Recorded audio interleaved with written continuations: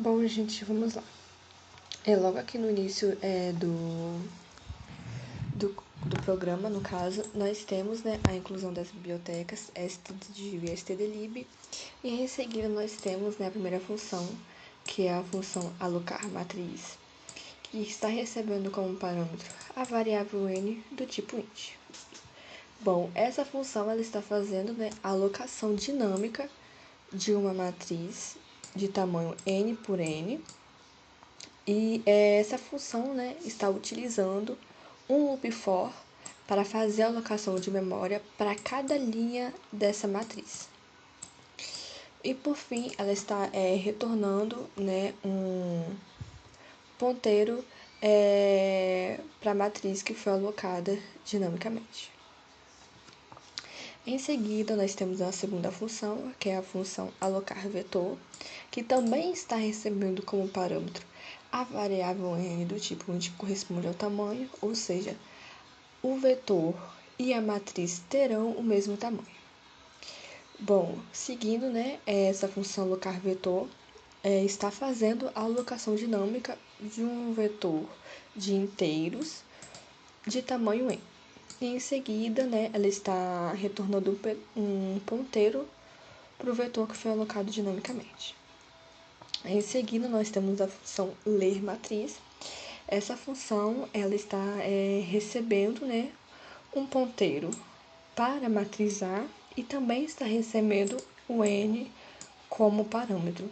Essa função ler matriz, ela vai permitir que o usuário digite os elementos da matriz A partir do teclado. E ela, está utilizando dois loops for para percorrer a matriz e preencher, os elementos dessa matriz com os valores que foram digitados pelo usuário. Em seguida, nós temos a segunda função, que é a função ler vetor. Essa função ela está recebendo, como parâmetro um ponteiro para o vetor B e o valor n novamente como um parâmetro, como argumento. Essa função ela possui a mesma ideia que a função ler matriz, ou seja, ela está permitindo, que o usuário digite os elementos do vetor B através do teclado. E ela está utilizando um loop for para percorrer, percorrer e preencher os elementos desse vetor B com os valores que foram fornecidos pelo usuário. É por isso que ela utiliza apenas um for. Em seguida, nós temos a função calcular produto. Essa função ela recebe o ponteiro para a matriz A e recebe o ponteiro, para o vetor B e recebe a variável n como parâmetro. E essa função calcular produto, ela vai calcular, basicamente o produto da matriz A pelo vetor B. Ela está fazendo, a alocação dinâmica do vetor C e para isso ela chama a função alocar vetor. Em seguida, para armazenar o resultado dessa multiplicação, ela está utilizando dois loops for que eles vão realizar esse cálculo. E em seguida, ela está retornando o vetor C como resultado. Em seguida, nós temos uma outra função, que é a função exibir vetor. Essa função ela também está recebendo a variável n e está recebendo, um ponteiro para o vetor C como parâmetro, como argumento. E ela vai fazer, a exibição na tela dos elementos do vetor C.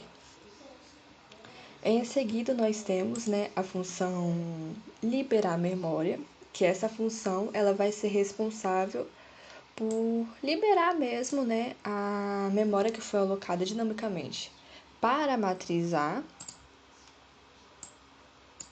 para o vetor B, para o vetor C e para a variável n. É por isso também que eles estão sendo passados, como argumento.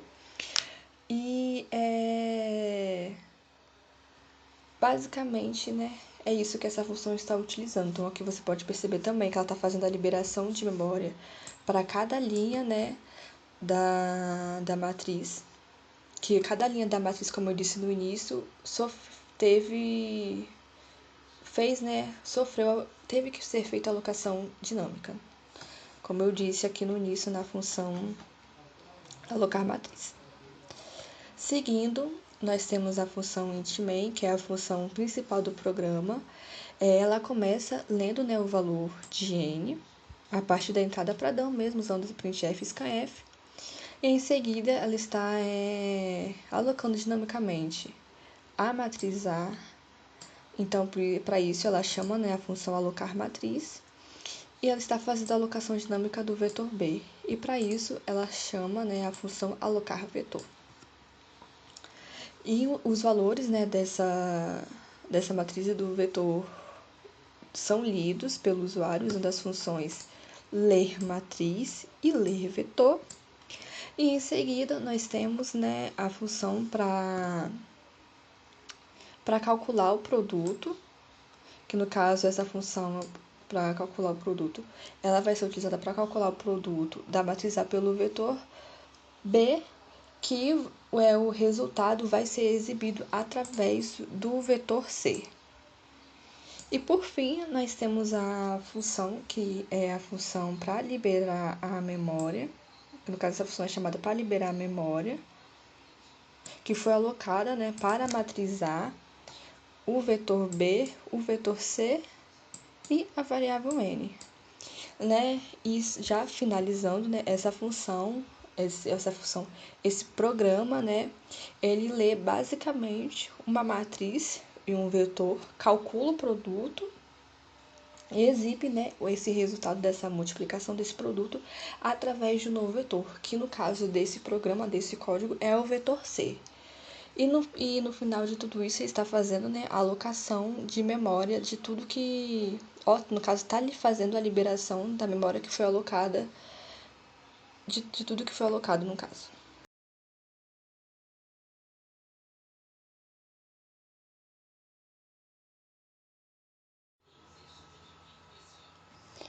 Bom, gente, vamos lá.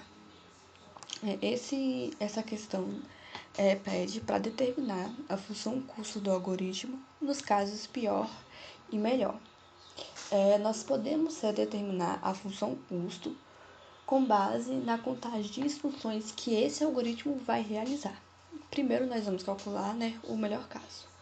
O melhor caso desse algoritmo vai ser quando, né, os valores desse vetor será maior que 100, porque a quantidade de instruções realizadas por esse algoritmo será menor. Então, né, fazendo a contagem aqui das instruções em cada linha, na primeira linha nós temos que na primeira linha esse algoritmo está realizando uma instrução, na segunda linha 2 mais 2 instruções, por se tratar de um for. Então aqui no for, como o for está começando do zero, né, meio que é um padrão ser 2 mais 2n. Mas por que 2 mais 2n? Bom, aqui no início do for, né, no i igual a zero, ele está atribuindo um valor. No meio aqui do for, né, do i menor que n, ele está fazendo uma comparação. Então, foi 2. Depois, ele está incrementando um valor e comparando esse valor que foi incrementado com n. Só que quantas vezes esse for ele vai incrementar e fazer a comparação desse valor que foi incrementado? N vezes. Por isso fica 2 mais 2 vezes o n, porque ele vai ter essa alternância, né, entre o valor que foi incrementado e a comparação desse valor que foi incrementado n vezes. Em seguida, né, na terceira linha, nós também temos o for, então segue a mesma lógica da segunda linha. E na quarta linha, nós também temos o for. Bom, podemos perceber que aqui na segunda linha, o for ele começa do zero, então vai de 0 até n. Vamos supor que o valor de n seja 4. Então, fica 0, 1, 2, 3, 4. Mas como aqui na quarta linha o for ele começa do 1, ele vai deixar de executar no caso 1, né? O for geralmente, né, como eu disse, é 2 mais 2n, só que nesse caso será 2 mais 2 vezes n menos 1, porque ele deixa de fazer n menos uma repetição, entendeu? Igual aqui. O car, né, tá atribuindo o valor e tá fazendo a comparação. Duas instruções. Beleza, até aqui tá igual. Agora ele tá incrementando o valor e tá fazendo a comparação desse valor. Beleza. 2 aqui. Só que quantas vezes vai ficar fazendo essa alternância entre esse valor que foi, entre o incremento e esse valor que foi incrementado? N menos uma vez, porque aqui o for já começa no 1, então ele deixa de fazer 1. Então, no caso, igual aqui, se o valor de n fosse 4, ficaria 0, 1, 2, 3, 4, só que como começa no 1, iria cortar o 0, iria deixar de executar 1, entendeu? E aqui, na quinta linha, nós temos apenas uma instrução e na sexta linha uma instrução. Então, né, montando a equação, fazendo todos os cálculos necessários, cortando os semelhantes, né, a função de custo fica 4n ao cubo mais 2n mais 4n mais 3. Aqui no pior caso, vai ser quando todos os valores desse vetor for menor do que 100, porque a quantidade de instruções realizadas será, né, maior do que no melhor caso. Aqui nós podemos perceber que as linhas, né, que esse algoritmo vai executar são 7. Aqui tem 6, então se aqui tem 7, ele vai executar, mas ele vai ter mais instruções. Esse algoritmo, no pior caso, está realizando mais instruções. Então, realizando a contagem de cada linha que esse programa está executando, na primeira linha nós temos uma instrução, na segunda linha nós temos 2 mais 2n de instruções, por se tratar de um for, como começa no 0 é padrão. Na terceira linha, a mesma coisa do que na segunda linha, é um for, começa no 0, então é padrão, fica 2 mais 2n. Aqui na quarta linha, é um for, só que não começa do 1, então deixa de realizar uma repetição, por isso fica 2 mais 2 vezes n menos 1, que resulta, né, em 2 mais 2 vezes n menos 2. Na quinta linha, nós temos uma instrução. Na oitava linha, 2 mais 2n instruções. Na nona linha, uma instrução. Montando, né, a função de custo, fazendo todos os cálculos, o custo é 3n ao quarta mais 5n ao cubo mais 2n ao quadrado mais 4n mais 3. E, né, agora analisando o grande ômega e o grande O, primeiro, né, vamos para o grande ômega. O grande ômega, ele vai analisar, ele trata-se, na verdade, de uma notação que é utilizada para analisar o melhor caso de um algoritmo. Então, nesse caso, né, o grande ômega do nosso algoritmo, né, do algoritmo que nós estamos analisando, é n elevado ao cubo. E o grande O, que ele analisa o pior caso de um algoritmo, né, ou seja, esse grande O, né, para o pior caso, ele vai analisar um limite superior de entrada. Então, desse modo, a gente pode dizer que o comportamento do nosso algoritmo não pode ultrapassar um certo limite. E aqui, né, o grande O para o pior caso é n elevado a 4.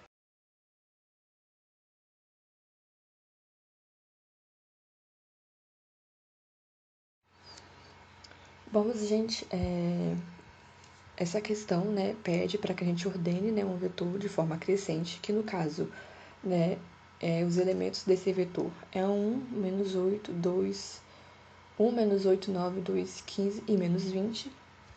Ele pede para que a gente ordene esse vetor utilizando primeiro o bubble sort. O bubble sort, ou ordenação por bolha, ele compara pares de elementos e vai trocando de lugar esses elementos caso eles estejam na ordem errada. E esse processo ele vai se repetindo até que mais nenhuma troca seja necessária.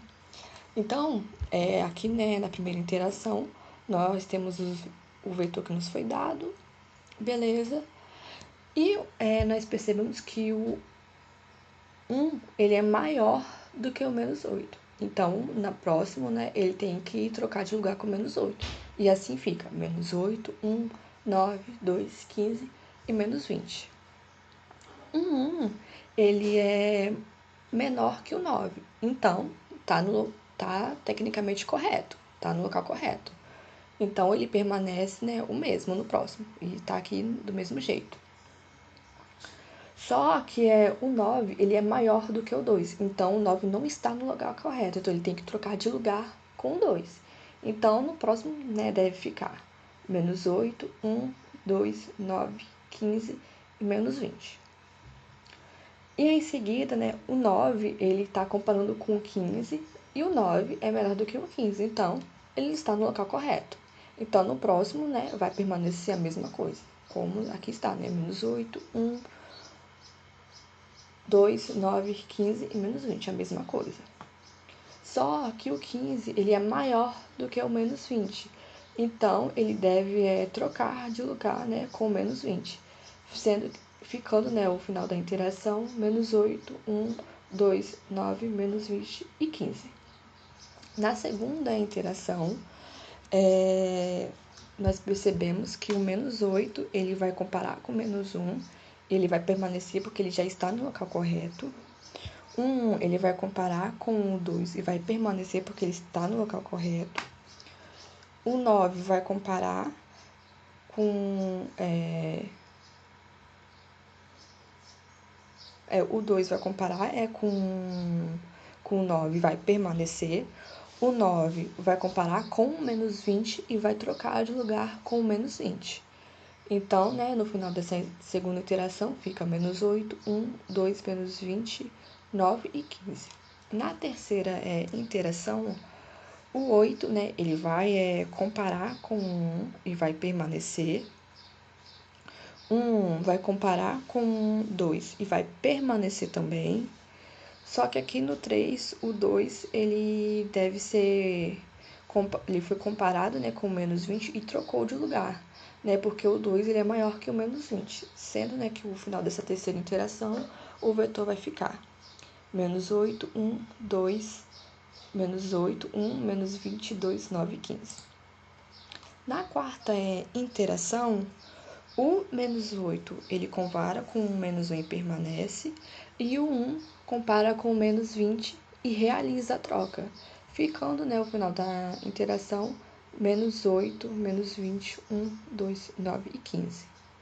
E na quinta interação, o 8 ele vai comparar com o menos 20 e vai realizar a troca. Então, o final da interação fica menos 20, menos 8, 1, 2, 9 e 15. Bom, o algoritmo também pede, né, para que a gente ordene, né, esses elementos do vetor pelo insertion sort, que é uma ordenação por inserção. Imagine que ele é similar, né, à ordenação de cartas de baralho.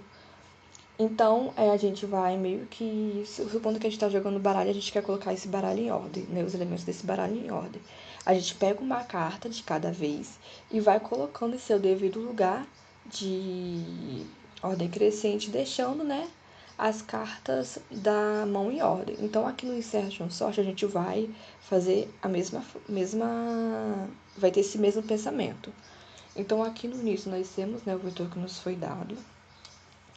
E o 1, ele vai comparar com o menos 8 e vai realizar a troca.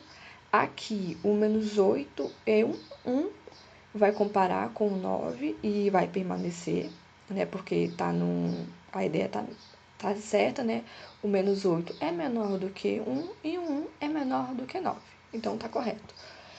Aqui, né, o menos 8... 1 e 9 vai comparar com o 2 e vai trocar de lugar, né? Ficando menos 8, 1, 2 e 9.